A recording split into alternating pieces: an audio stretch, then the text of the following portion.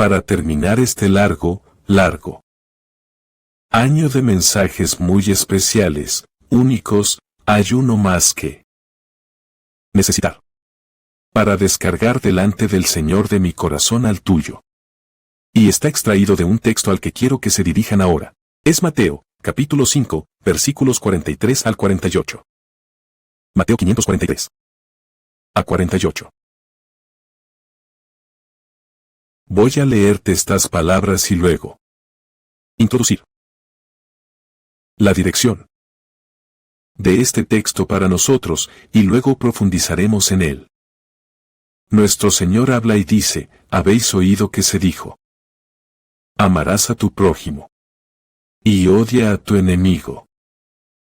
Pero yo os digo, amad a vuestros enemigos y orad por los que os persiguen, para que seáis hijos de vuestro Padre que está en los cielos, porque Él causa su Hijo para levantarse sobre el mal y los buenos. Asciende la lluvia sobre los justos y los injustos. Porque si amas a los que te aman, ¿qué recompensa tienes? ¿Acaso no hacen lo mismo los recaudadores de impuestos? Si codicias solo a tus hermanos, ¿qué más? ¿Lo estás haciendo que otros? ¿Acaso no hacen lo mismo los gentiles? Por lo tanto, debes ser perfecto, como tu Padre Celestial es perfecto. Punto bastante directo: si quieres ser como Dios, ama a tus enemigos. Supongo, en mi vida y en la tuya, no hemos tenido tantos enemigos agresivos como hoy. A todos los niveles. El reino de las tinieblas se ha vuelto más hostil que nunca, hostil a la luz, hostil al Evangelio, hostil a Cristo, hostil a la Iglesia, hostil a la verdad. Y esa hostilidad se está intensificando a un nivel que nunca hemos visto en nuestra sociedad. Se está representando quizás en su forma más dramática en Alberta. Como maestro de seminario graduado del seminario James Coates, languidece en prisión un par de meses más porque el juez no le concede la libertad bajo fianza, porque salía y predicaba el Evangelio. Al mismo tiempo que liberación, un abusador de niños, lo que provocó que el departamento de policía enviara una bala y sabían que lo volvería a hacer. Esto es como un microcosmos. Ilustración de donde se encuentra esta cultura. Libere al abusador de niños y mantenga al predicador en prisión. Con razón, nos molesta la maldad de eso. Nos molesta, con razón, la legalización del asesinato de niños. Con razón, nos molesta la perversión sexual en todas sus formas. Nosotros odiamos el hecho de que el papel de los hombres, el papel de las mujeres, el lugar de los hijos, la familia están siendo sistemáticamente destruidos. Estamos profundamente entristecidos por la destrucción racial que está ocurriendo por la política de identidad en nuestro país. Nos inquieta la ruptura del orden social, donde ya no nos sentimos como si fuéramos una nación, regido por la ley. Nos preocupa la escalada del socialismo, que empodera aún más a la élite. Y nos quita la libertad.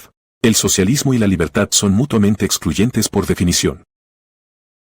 La combinación de toda esta maldad dominante, creciendo a un ritmo tan rápido, y aunque hemos sido capaces de comunicar la verdad en medio de esto, sentimos que, poco a poco estamos siendo cancelados para que no tengamos la oportunidad de decir lo que decimos, de proclamar la verdad en las formas de los medios de comunicación que han estado disponibles para nosotros en el pasado. Es difícil. Para poner tu corazón en el lugar correcto, porque estas cosas son hostiles para nosotros y son cuando Dios es deshonrado, siento el dolor. Cuando Dios es deshonrado, siento el dolor. Lo que Dios odia, yo lo odio.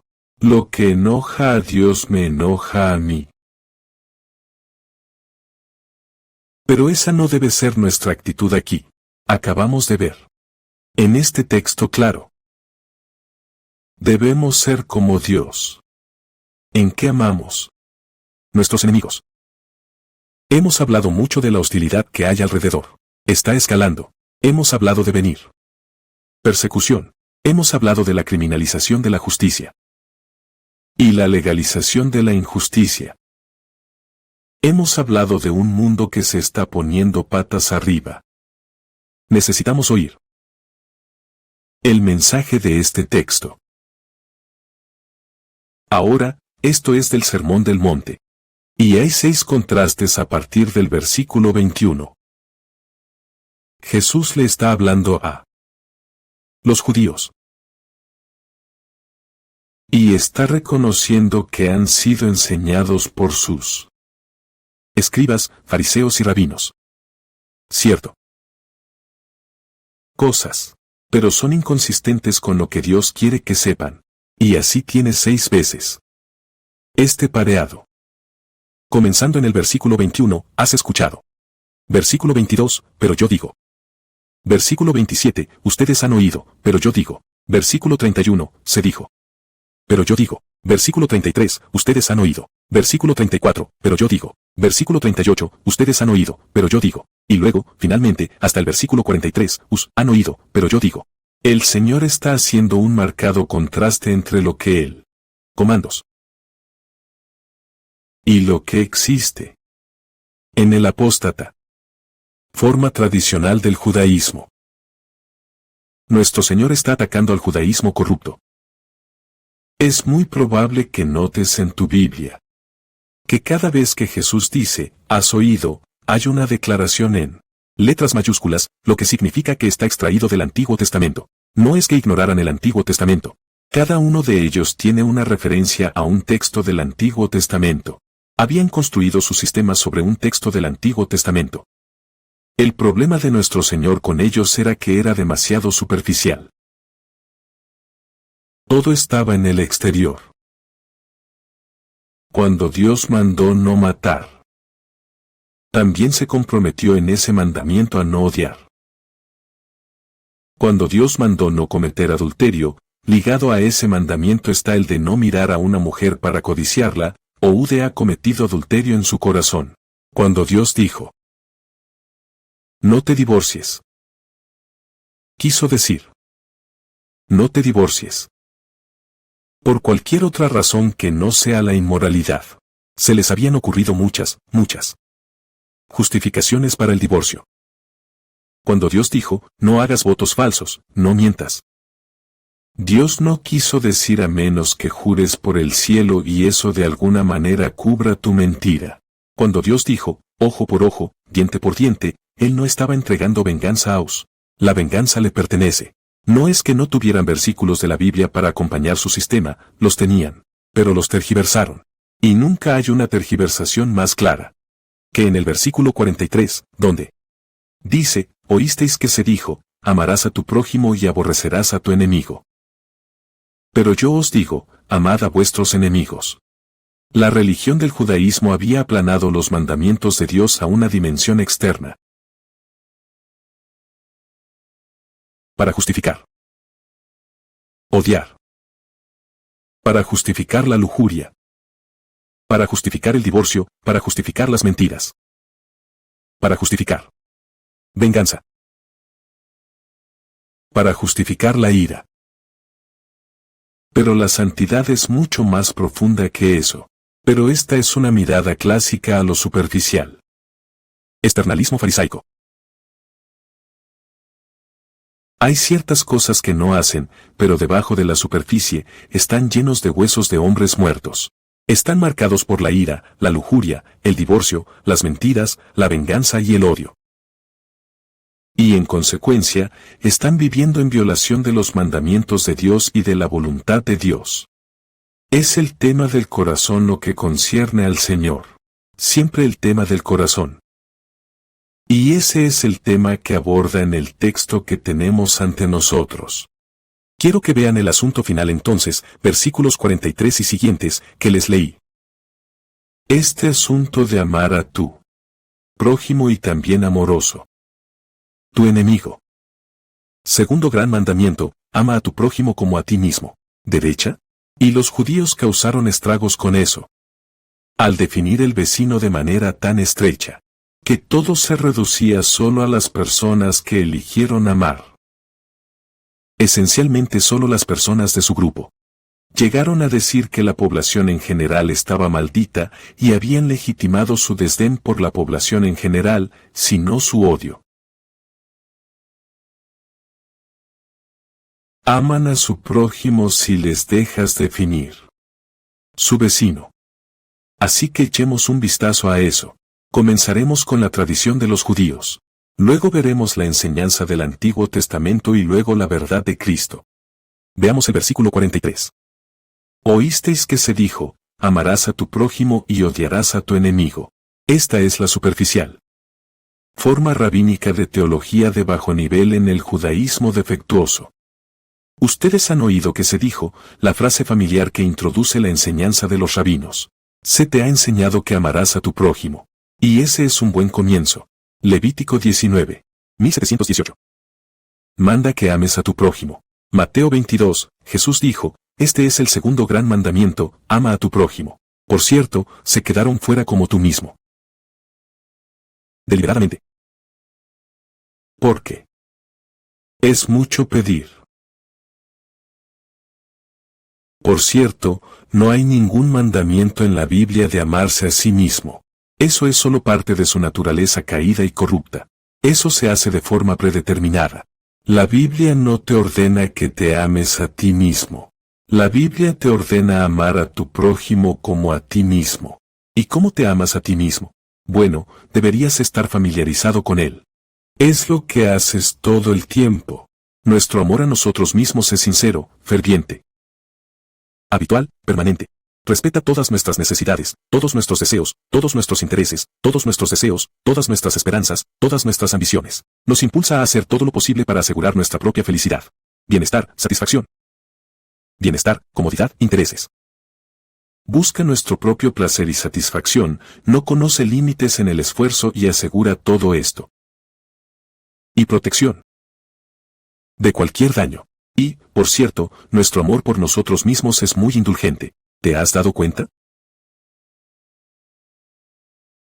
Es raro que una persona ame a su prójimo de esa manera.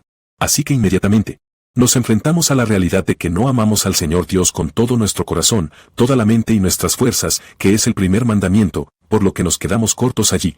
Y ciertamente no amamos a nuestro prójimo como a nosotros mismos, por lo que nos quedamos cortos allí. Y, en consecuencia, todos estamos bajo el castigo divino.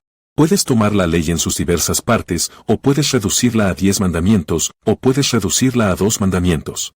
Se mire por donde se mire, nos quedamos cortos. Los judíos justificaron el hecho de que odiaban a sus enemigos añadiendo: amarás a tu prójimo y odiarás a tu enemigo. Eso es después de que ya habían definido estrechamente al vecino. El vecino era otro judío. Otro judío de su grupo. No recaudadores de impuestos. No la chusma. Como mencioné, Juan 7, 47-49 dice que maldijeron a la chusma, a la población judía. En general. Su estrecha definición de prójimo era alguien de su grupo. Y todos los demás fuera de ese grupo altamente definido. Ellos habían un derecho al odio. Ignoraron convenientemente. Mientras miraban Levítico 19, 17, 18, que dice, ama a tu prójimo como a ti mismo, convenientemente ignoraron el versículo 34. ¿Qué dice? El forastero que habite con vosotros será para vosotros como el nativo entre vosotros, y lo amaréis como a vosotros mismos. Oh, eso es bastante selectivo. Tomaron los versículos 17, 18, ignoraron el versículo 34, que dice, debes amar al extranjero como a ti mismo. E ignoraron el Éxodo 12:49. Habrá una sola ley para el nativo y para el forastero que habite entre vosotros. No tienes derecho a elegir. Pero este odio a cualquiera que esté fuera del grupo se había desarrollado de maneras muy sofisticadas. Había uno de los familiares Sectas del judaísmo llamadas los esenios. Eran una especie de secta monástica. Vivían junto al Mar Muerto. Ahí es donde se originaron los rollos del Mar Muerto. Y los esenios dicen cosas como estas, y esto es de su enseñanza: aman todo lo que Dios ha elegido y odian todo lo que Él ha rechazado. Amad a todos los hijos de la luz, cada uno según su suerte en la comunidad de Dios, y odiad a todos los hijos de las tinieblas. Los levitas maldicen a todos los hijos de Belial. ¿Y quiénes son los hijos de Belial? No esenios. Así que si no estás en nuestro grupo, estás maldito. Y esto era visto como un nivel de rectitud. Eso probaba que realmente conocían la mente y el corazón de Dios, al menos para ellos. Así que en la tradición, en lo que se había desarrollado en el judaísmo, el mandamiento de amar al prójimo se convirtió en una licencia para odiar. Una de las máximas de los fariseos, citaré: si un judío ve a un gentil caído en el mar, que de ninguna manera lo levante de la cerca. Porque escrito está: no te levantarás contra la sangre de tu prójimo, pero este no es tu prójimo. Si ves a un gentil ahogándose, que se ahogue. Usted tiene derecho. Ser indiferente. No es de extrañar, entonces, que los romanos acusaran a los judíos de odio a la humanidad. Así que fueron muy selectivos en la selección de textos del Antiguo Testamento para evitar. Lo que Dios realmente dijo fue: amar a todos como te amas a ti mismo. ¿Qué enseña realmente el Antiguo Testamento? Esa es su tradición. Pero veamos el Antiguo Testamento. Los judíos entraron en Canaán. Ya conoces la historia, por supuesto. Y se les ordenó exterminar los cananeos. Se les dijo. Deuteronomio 23, que los amonitas, los moabitas, los madianitas no debían ser tratados con bondad. Como pueblo. Lo tienes. No debían ser tratados con amabilidad. Como pueblo. En realidad, iban a ser ejecutados.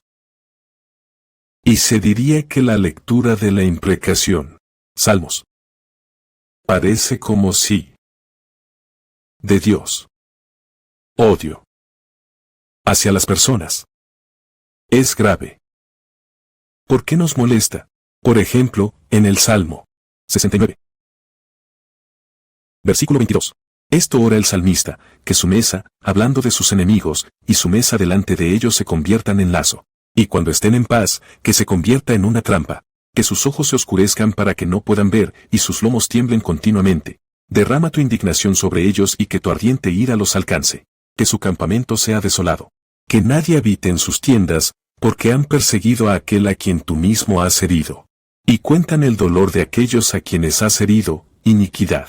Añadiendo iniquidad a iniquidad. Y que no entren en tu justicia. Que sean borrados del libro de la vida, y que no sean escritos con los justos. ¡Wow! Bastante grave. ¿Qué es eso? Esa es una afirmación de un salmista. El designio divino de Dios. A la guerra contra las naciones que amenazaban a Israel. Las guerras de Israel fueron las únicas guerras santas de la historia. Las únicas guerras santas de la historia. Autorizado por Dios. Como actos de juicio. Dios no retiene el juicio. Él ahogó al mundo entero, ¿no es así? En los días de Noé. El Antiguo Testamento está lleno de muchos juicios. Y las guerras de Israel no fueron actos de venganza personal por parte del pueblo judío. Eran mandamientos de Dios para que el juicio cayera sobre las naciones que rodeaban a Israel, que demostró ser una amenaza mortal. Dios es el único que puede ordenar eso, porque la venganza pertenece al Señor. Te lo pagaré. Solo por mandato divino se puede rezar un salmo imprecatorio sobre la cabeza de un enemigo de Israel. Por cierto, no hay tal implicación en oración en el Nuevo Testamento. Esto estaba ligado a la protección y preservación de Dios, de su pueblo en el Antiguo Testamento para que serían sostenidos hasta la llegada del Mesías. En los salmos imprecatorios, el salmista no habla con odio personal, animosidad personal. Hablan como representantes de Dios. Hablan como representantes del pueblo de Dios. Y considera a los idólatras malvados como los enemigos de Dios. Salmo 69, 9, como ustedes oyeron. Así que ese es el único conjunto de guerras santas divinamente autorizadas en la historia. Los problemas eran judiciales. Por parte de Dios, Él era trayendo juicio justo y recto en el momento en que Él consideraba que era necesario hacerlo. Nunca fue algo personal. Pero los fariseos, los escribas y los rabinos habían personalizado todo eso y habían usado escrituras como esa para justificar su odio personal. Tenían esencialmente prerrogativas que solo pertenecían a Dios. Y los operaba en sus relaciones personales.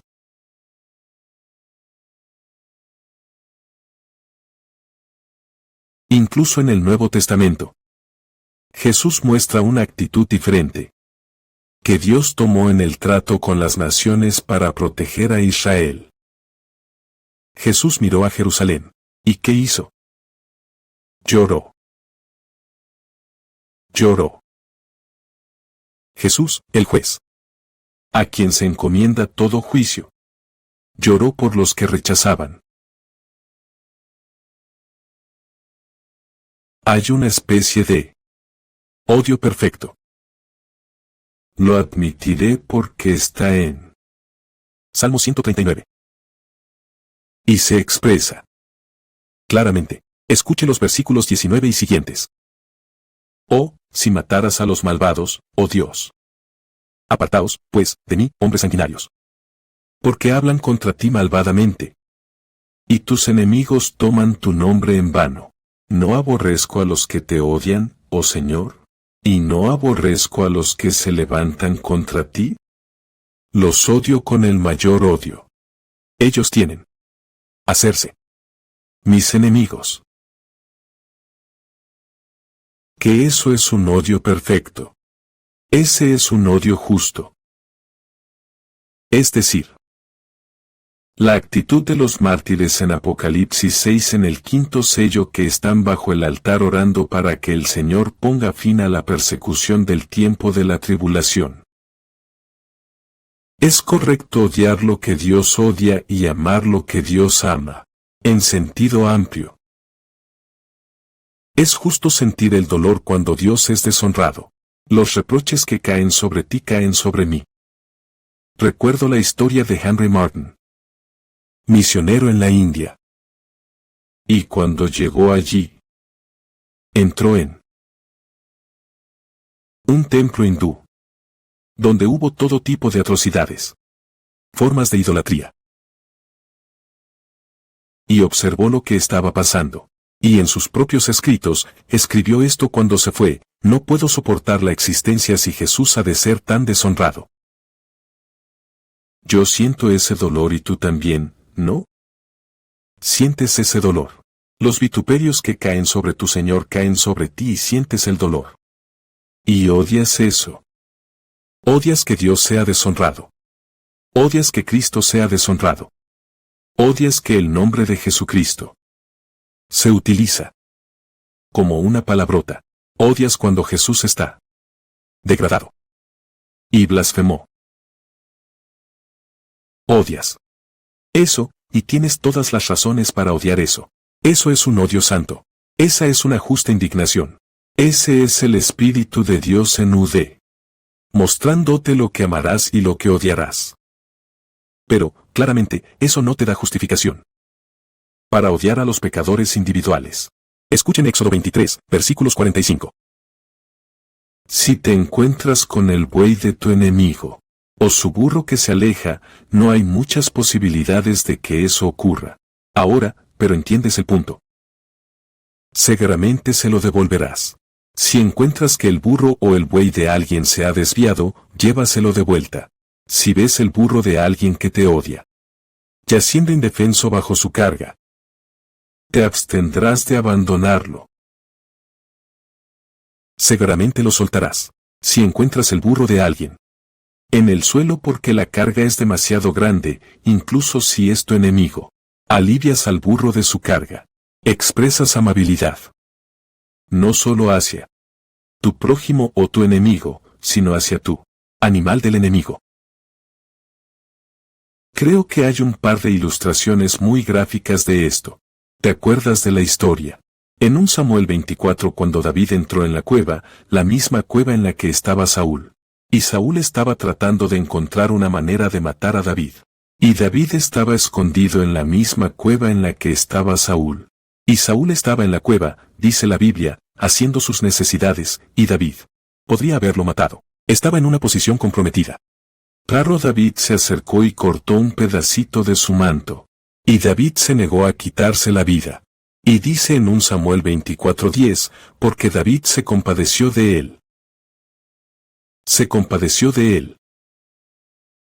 Tenía un sentido de compasión hacia sus seres más muy fuerte. Inmortal. Enemigo.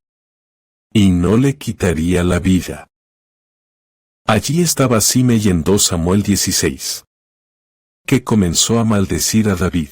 La gente decía, dile que se detuviera, dile que se detuviera. Y David dijo que no. No, que maldiga.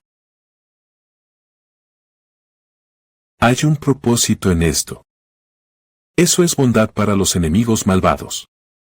En Job 31, 29 y 30, Job, defendiendo su virtud piadosa, dijo estas palabras. ¿Me he regocijado por la extinción de mi enemigo?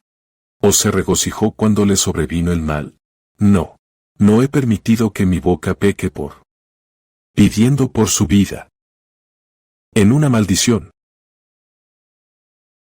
Hay algunos enemigos que están haciendo daño a Job. ¿Derecha? No pedí su vida con una maldición. Proverbios 25 horas y 21 minutos. Si tu enemigo tiene hambre, dale de comer. Si tiene sed, dale agua para beber.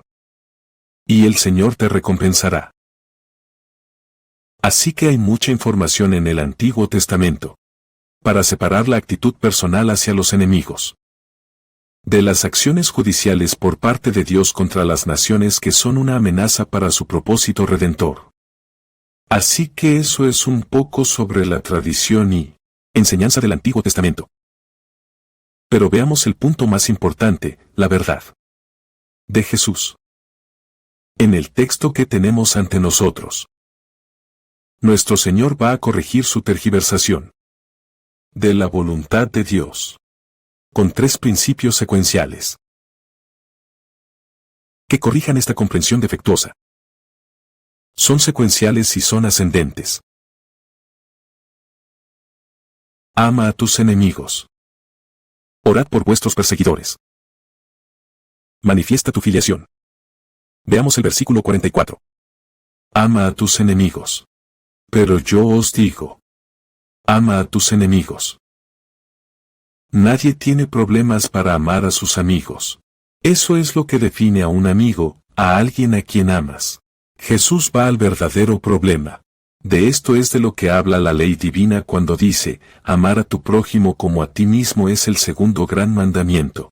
Debe abarcar. Tu enemigo es cualquiera. En tu vida, cualquiera en tu mundo. Cualquiera que entre en tu espacio. Él. Hermosa y familiar historia en Lucas 10. Y versículo 25, un intérprete de la ley se puso de pie y puso a prueba a Jesús y dijo, Maestro, ¿qué haré para heredar la vida eterna? Y él dijo, ¿qué está escrito en la ley? ¿Cómo te parece? Y él dijo, amarás al Señor tu Dios con todo tu corazón, con toda tu alma, con todas tus fuerzas, con toda tu mente, y a tu prójimo como a ti mismo. Y él le dijo, has respondido correctamente. Haz esto y vivirás, lo cual por supuesto es imposible y ese es el punto que él estaba haciendo. Queriendo justificarse, dijo a Jesús, ¿quién es mi prójimo? Dame una definición de prójimo. Jesús respondió y contó la historia del buen samaritano, ¿no es así? Un hombre que bajaba de Jerusalén a Jericó cayó en manos de unos ladrones. Lo desnudaron, lo golpearon, se fueron, dejándolo muerto. Un sacerdote pasó por el otro lado. Un levita pasó por el otro lado. Un samaritano, mestizo, marginado, odiado por los judíos. Lo vio. Y sentí compasión. Vendó sus heridas, derramó aceite y vino, lo montó en su propia bestia, lo llevó a una posada, lo cuidó. Le dio dinero al posadero, cuídalo. Lo que más gastes, te lo devolveré cuando regrese. ¿Cuál de los tres crees que resultó ser vecino del hombre que cayó en manos de los ladrones? Dijo, el que tuvo misericordia de él. ¿Quién es tu prójimo? Cualquiera que necesite tu misericordia. No importa si. Ese prójimo es el que te odia, como los judíos odiaban a los samaritanos. El rabino y el sacerdote no querían tocar al hombre porque su teología decía que él está en el problema en el que está porque es pecador. Dieron la vuelta al otro lado de la carretera. Los despreciados, odiados y rechazados. El samaritano tuvo compasión sobre el hombre que fue socialmente un enemigo. Ama a tus enemigos, Ectronsu. Tan Ectronsu significa tu enemigo personal. No estoy hablando de un colectivo. Es tu enemigo personal, ágape. De agapao, la forma más noble y elevada de amor. Y en tiempo presente, ama constantemente a tus enemigos.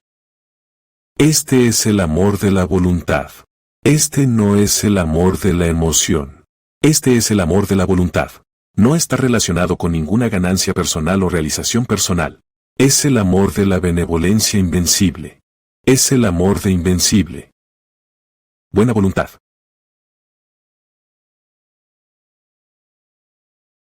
Solo el corazón amoroso, que quiere liberar al enemigo de cualquier pensamiento de odio. Quiere rescatar al enemigo del pecado. Quiere ver salvada su alma. Es el amor más elevado. Un escritor dice: no me puede gustar un tipo falso, mentiroso y calumniador, que tal vez me ha vilipendiado una y otra vez. No puedo quererlo, pero puedo, por la gracia de Jesucristo, amarlo. Mira lo que le pasa. Desear. Trabajar para hacerle solo el bien. Y, sobre todo, para liberarlo de sus viciosos caminos. En Lucas 6, Jesús dijo, haced el bien a los que te odian. Por lo tanto, amar a tu prójimo significa buscar el bien supremo. Ese es el tipo más noble de amor.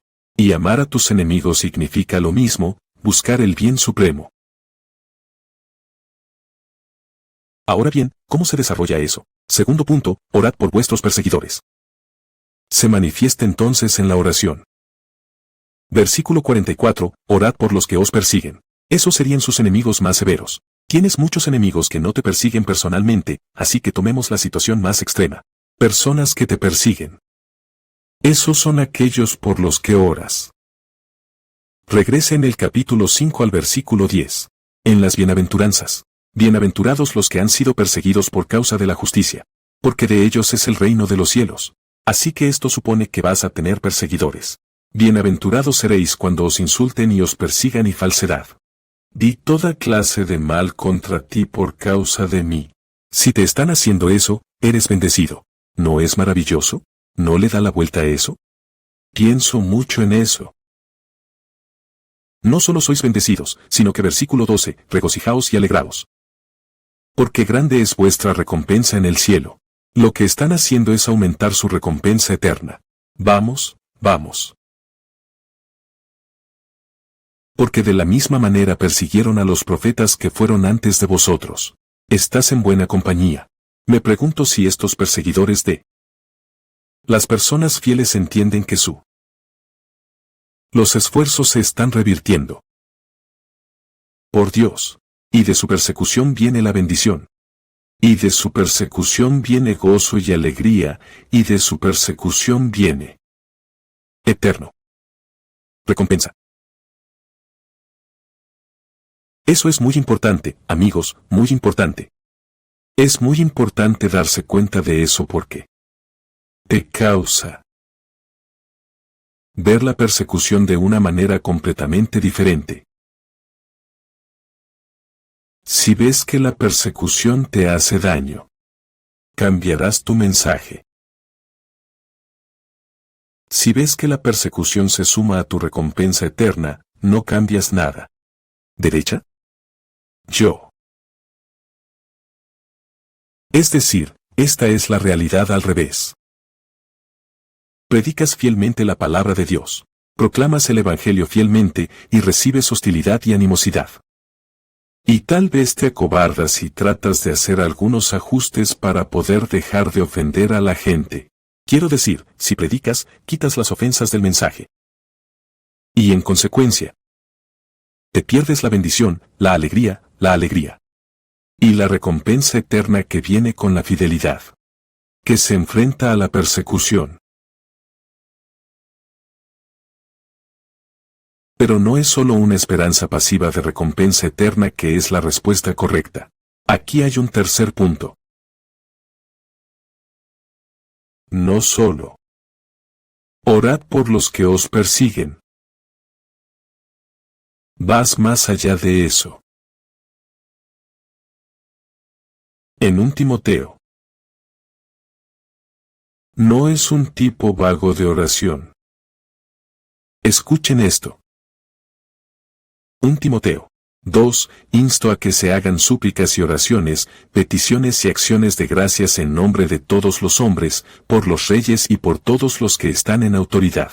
Ahora hemos elevado a las personas que tienen el mayor poder para perseguir. Y estamos orando por ellos para que podamos llevar una vida tranquila en toda piedad y dignidad. Esto es bueno y aceptable a los ojos de Dios, nuestro Salvador, quien desea que todos los hombres se salven y lleguen al conocimiento de la verdad. Entonces, ¿por qué estamos orando? Su salvación. Oramos para que Dios les muestre su pecaminosidad. Sería un pecado no orar. Tenemos un presidente malvado, un vicepresidente, personas en el poder y líderes. A nivel local, estatal. ¿Se supone que debemos sentarnos y arder de ira? No. ¿Se supone que debemos orar por qué? Su salvación. Colócalos en la parte superior de tu lista de oración.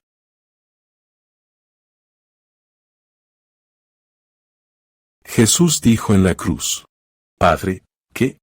Perdónalos, no saben lo que hacen. Esa oración fue contestada en un ladrón, en un soldado y en la gente de la multitud. Esteban oró, no les acusaba de este pecado. Y eso fue respondido en un apóstol llamado Pablo.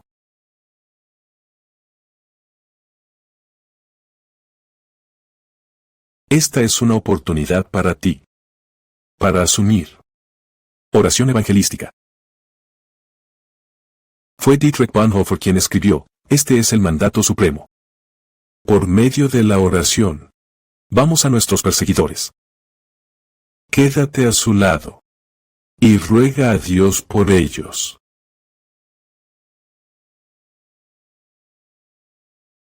Dr. Bilmer en 18/80. Escribió esto. Es lo suficientemente bueno como para leerlo. Este mandamiento de que debemos amar a nuestros enemigos y renunciar a la venganza. Se hará aún más urgente en la santa lucha que tenemos por delante. Los cristianos serán perseguidos de un lugar a otro, sometidos a agresiones físicas, maltratos y muerte de todo tipo. Nos acercamos, escribió en 18/80, a una época de persecución generalizada. Pronto llegará el momento en que oraremos. Será una oración de amor ferviente. Por estos mismos hijos de perdición que están alrededor y nos miran con los ojos encendidos por el odio, y que tal vez ya han levantado la mano para matarnos. Sí, la iglesia que espera realmente a su Señor y que discierne los signos de los tiempos. Debe arrojarse con su máximo poder y con la armadura de su vida santa. En esta oración de amor.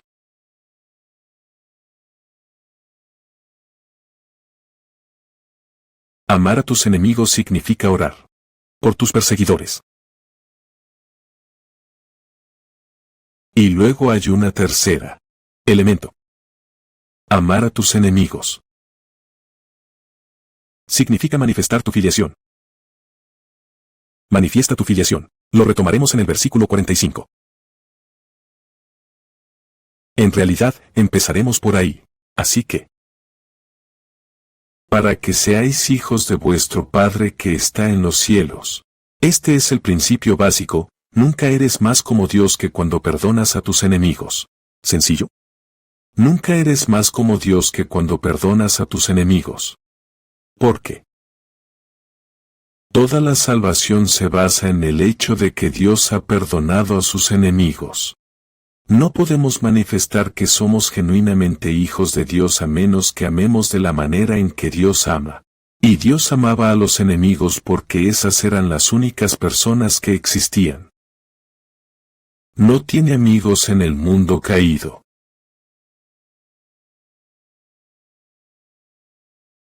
El apóstol Pablo entendió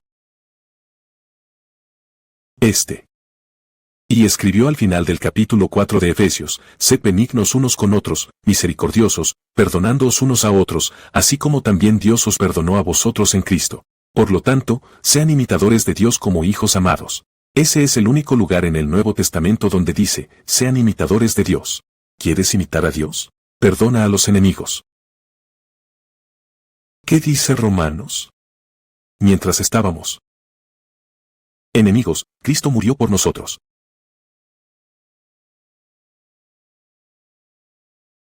Dios muestra su amor por sus enemigos. Versículo 45, porque hace salir su sol sobre malos y buenos. Envía lluvia sobre los justos y los injustos. Porque si amas a los que te aman, ¿qué recompensa tienes? ¿Acaso no hacen lo mismo los recaudadores de impuestos? Si codicias solo a tus hermanos, ¿qué más estás haciendo que los demás? ¿Acaso no hacen lo mismo los gentiles?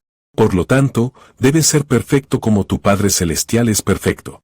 Y eso significa que debes amar de la manera en que Él ama. Claramente, Dios ama a la gente buena y gente mala. Y lo muestra mostrando favor y bondad para con ellos. Hace que la lluvia caiga sobre malos y buenos, justos e injustos, y que el sol brille sobre ellos. El Salmo 145 dice: los ojos de todos te miran. Tú les das su alimento a su debido tiempo. Abres tu mano y satisfaces el deseo de todo ser viviente. Dios alimenta a toda la familia. Mundo. En Lucas 6.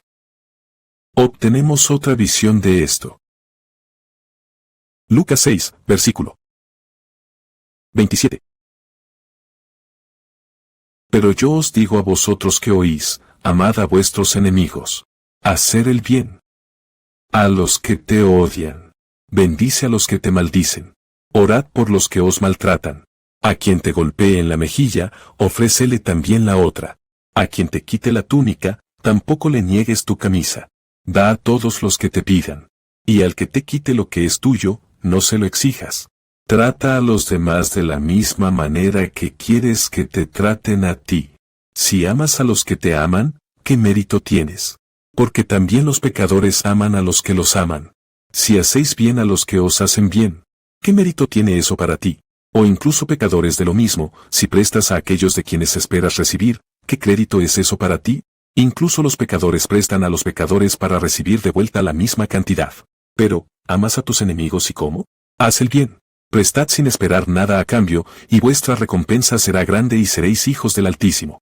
Porque Él mismo es bondadoso con los hombres ingratos y malvados. Sed misericordiosos, como vuestro Padre es misericordioso. Esto está hablando de benevolencia general. Mostrar amor. Siendo desinteresados. Fue Juan Calvino quien llamó a esto como gracia común. Viene del amor de Dios por la humanidad. Y no se limita a una definición estrecha de vecino. El sol brilla sobre las personas más réprobas y odiadoras de Dios en el mundo, y la lluvia también cae sobre ellas.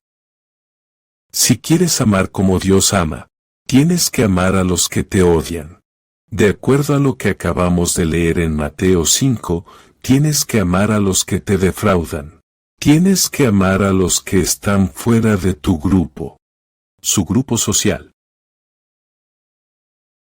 No basta con amar a las personas de tu grupo. Los paganos hacen eso. Y la suma de eso, versículo 48, ¿quieres ser como Dios? Ama a tus enemigos de la misma manera que Él ama a los enemigos. Comprender el carácter del amor de Dios por el mundo de los pecadores malvados es difícil.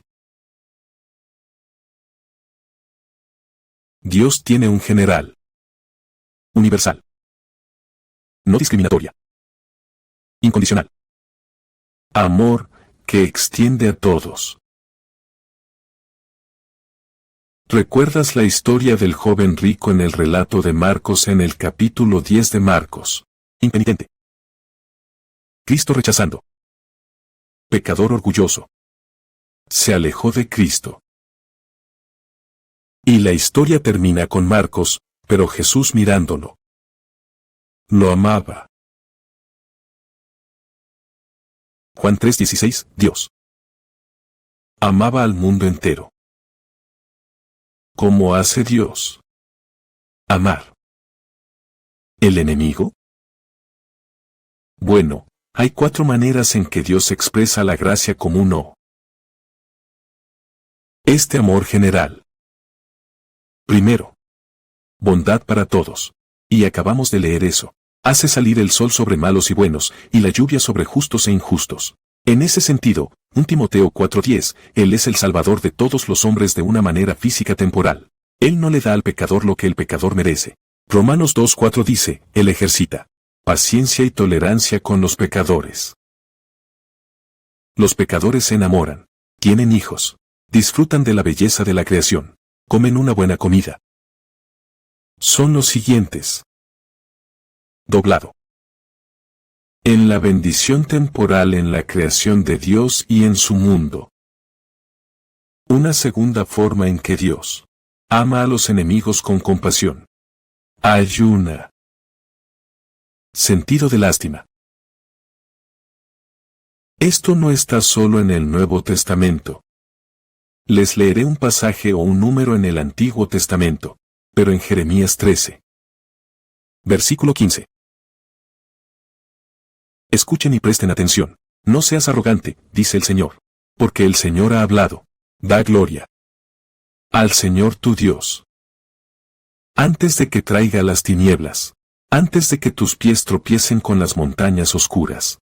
Y mientras esperas la luz, Él la convierte en una profunda oscuridad y la convierte en penumbra. Escuchen este versículo 17. Pero si no lo escuchas, mi alma sollozará en secreto por tal orgullo, y mis ojos llorarán amargamente. Y fluir con lágrimas. ¿Alguna vez te has imaginado a Dios llorando por los perdidos? Es una lástima.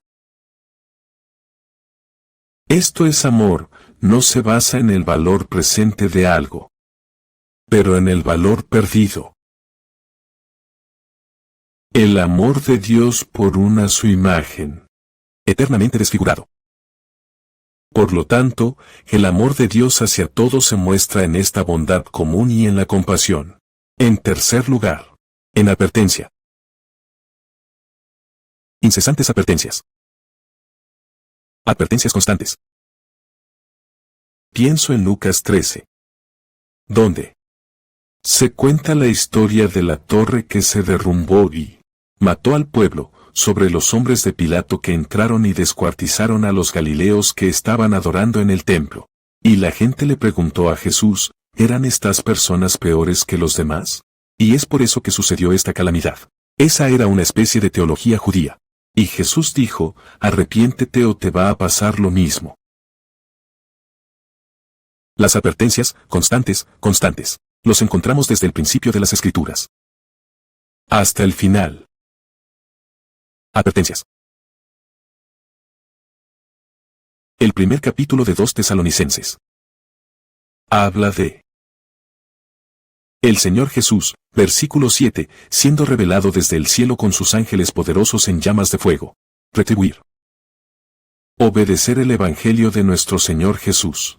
Estos pagarán el castigo de la destrucción eterna lejos de la presencia del Señor y de la gloria de su poder. Eso es una advertencia. Eso es una advertencia. El libro de Apocalipsis está lleno de advertencia. Entonces, ¿cómo ama Dios? ¿Todos? En general. En expresiones de dolor, lástima y compasión. En las implacables advertencias de las Escrituras y una última forma en la ofrenda del Evangelio. El amor general de Dios por la humanidad se revela en su incesante oferta de salvación. A lo largo de la historia a los pecadores de todos los tiempos y de todos los lugares. Y le dijo a la Iglesia que fuera por todo el mundo y predicara el Evangelio a toda criatura. El camino a la salvación ha sido trazado. Juan 19 dice, Cristo es la luz que alumbra a todo hombre. Jesús dijo, venid a mí todos los que estáis trabajados y cargados. Mateo 11:28, te haré descansar. Mateo 22, él contó una parábola acerca de la gente que no vendría, los judíos. Y dijo a sus discípulos, id por los caminos y por los caminos, y oblígalos a venir. La predicación del Evangelio, la invitación del Evangelio es una extensión del amor de Dios. A sus enemigos, entonces les ofrece la bondad general, derramada sobre ellos durante toda su vida. Lástima y verdadero dolor por su difícil situación. Advertencia y amonestación con respecto a juicio devastador y eterno. Y la oferta suplicante del Evangelio. Así que si quieres amar a tu prójimo como Dios ama, mostrar bondad. Muestra piedad y compasión. Adviérteles. Y dales el Evangelio. Y ese último pensamiento. Así es como ser perfecto como tu Padre Celestial es perfecto. Pozo. Eso no es posible. Pero ese es el objetivo. Ese es el objetivo. Dices que eres un hijo de Dios. Dices que eres un hijo de Dios. Entonces no puedes odiar a tus enemigos, tienes que amarlos. Es decir, la evidencia. Que eres un hijo de Dios. Esa es la evidencia de que la vida de Dios está en ti. Así es como debemos vivir en el mundo. Nada menos que esto satisfará. Señor nuestro.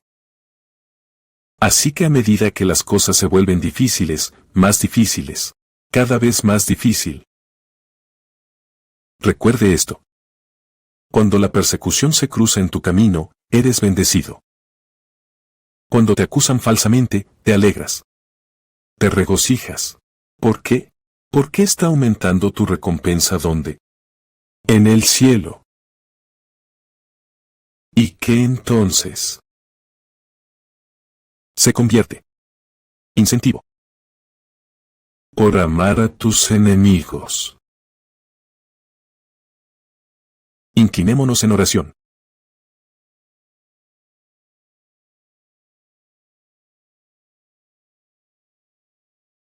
Padre nuestro, venimos a ti al final de este sección de las Escrituras sintiendo como si nos hubiéramos sentado a los pies de Jesús y nos hubieran enseñado.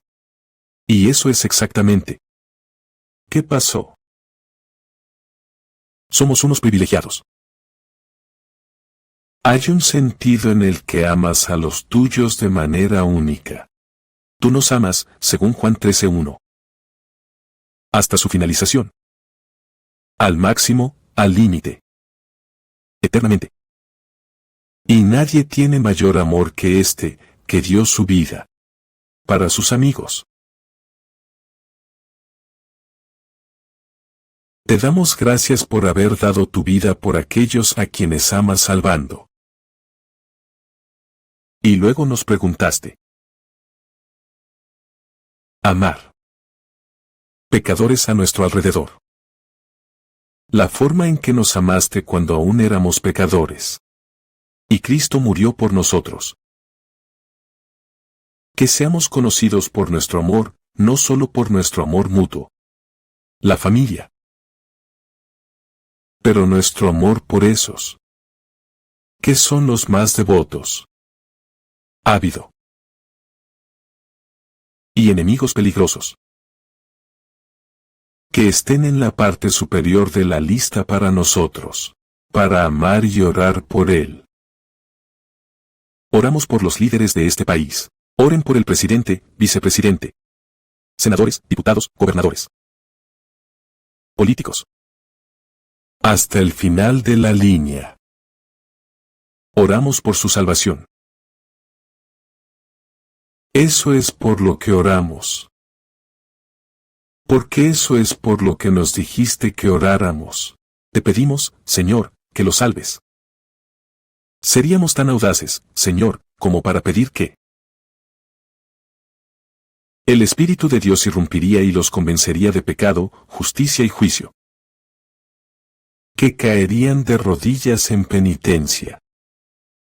Y abrazar a Cristo. No depende de ellos, depende de ti. Y, Señor, te pedimos que sé misericordioso.